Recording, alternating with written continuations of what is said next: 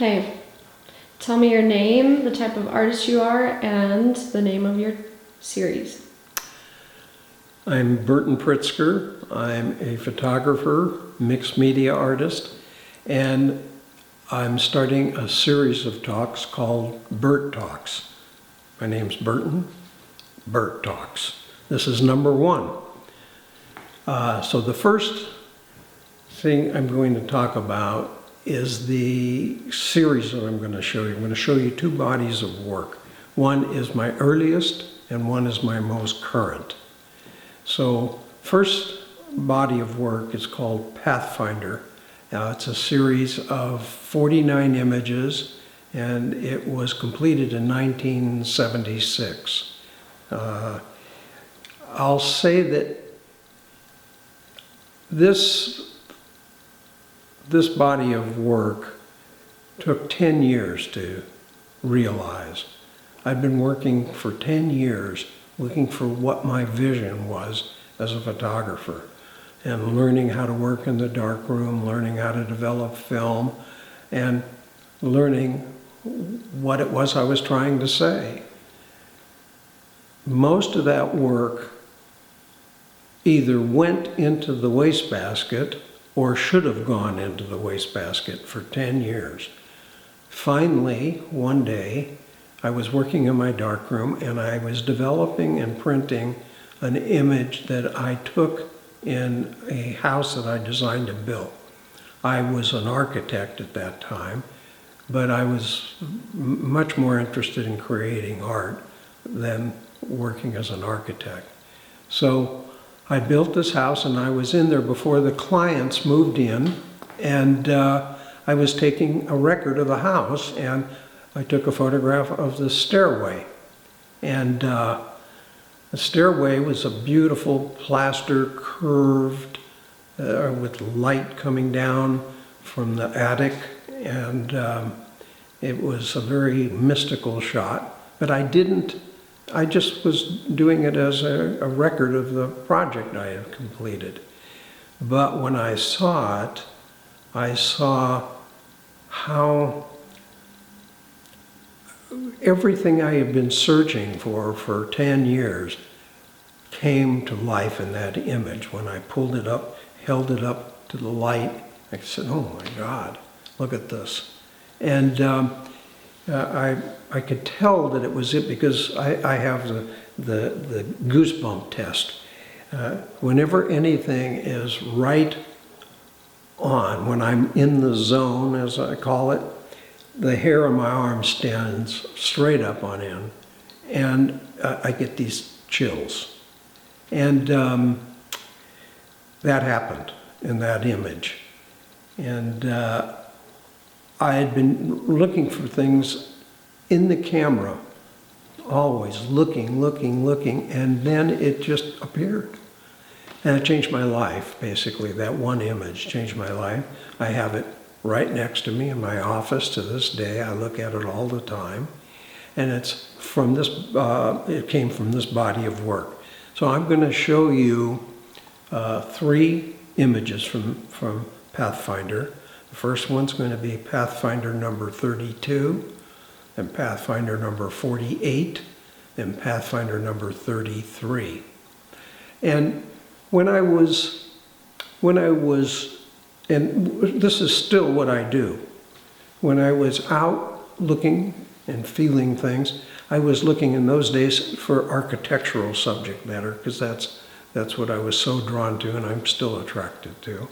And I was looking for a world that was beyond what we see. So that might not make sense, because as photographers, we're photographing things that exist. But what if I were to say that I was looking for photographs of things that existed, but they evoked another world beyond what we actually see? So when I ask people this, is there more than meets the eye here? In this room, in wherever you're sitting, is there more than meets the eye? Do you sense something else? Not everybody, but a good half of the people that I talk to say, oh yes, especially younger people.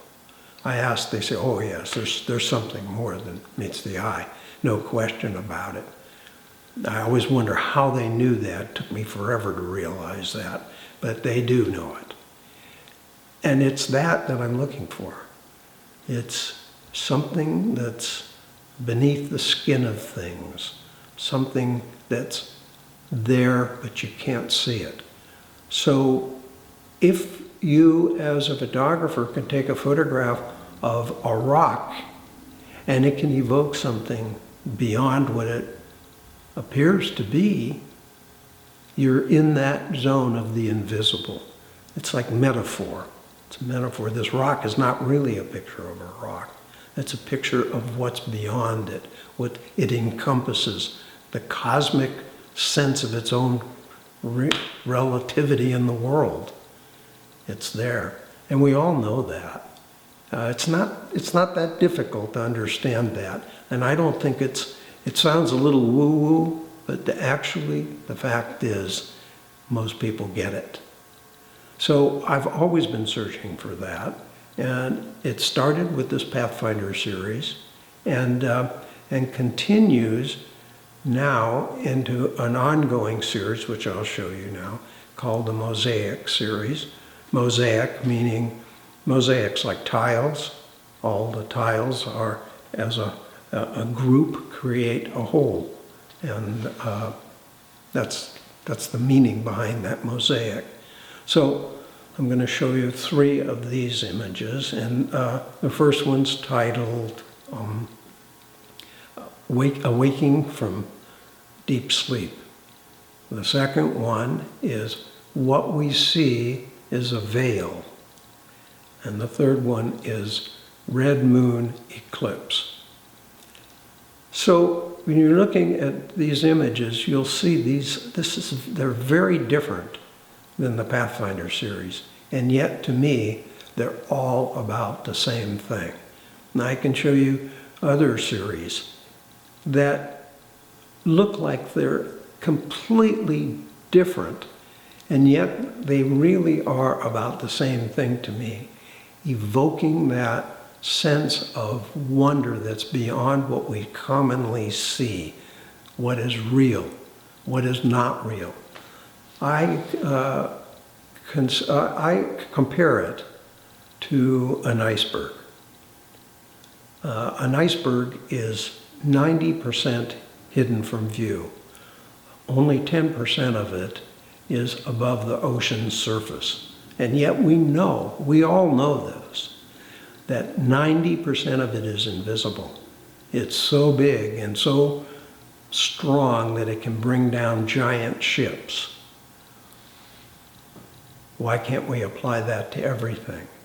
10% visible, what we see when we open our eyes and look at reality, look through the camera, look at stuff, photographs of stuff.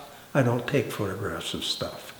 I take pictures of what's hidden from view. It's no less real because it's hidden from view. It's very difficult to find it.